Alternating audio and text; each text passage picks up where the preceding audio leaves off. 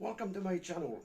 Today was the first day for the Swift 6 to have its FPV made. So I've put the air unit at the back and we had a go.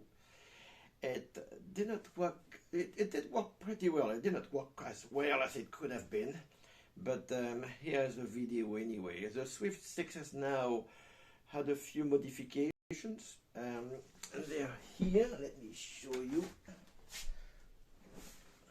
First,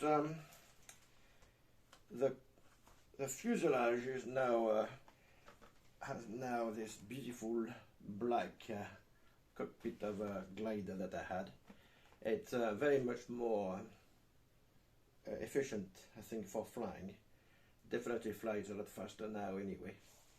And this is the air unit I've put there just for the first time trying it. So I put it there to help with the cooling, and I thought I could get away with having the camera at this position here.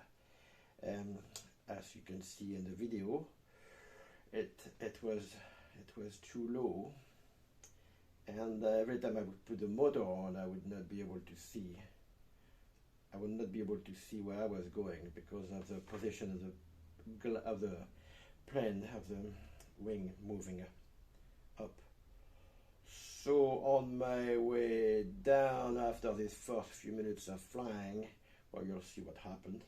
Just to say, we recovered, the motor is now fixed again. What else? Okay, the next thing I'm going to do is I'm going to obviously move the camera to the higher, but more to the front. So we'll see how it plays. And I've already received as well the new air unit from DJI. So this, as soon as this works, we will try this new camera, new system as well.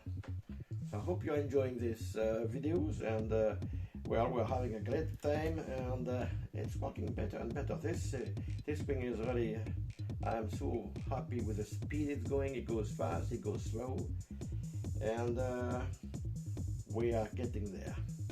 So I hope to see you on my channel again soon, and I hope you have a nice day. See you later.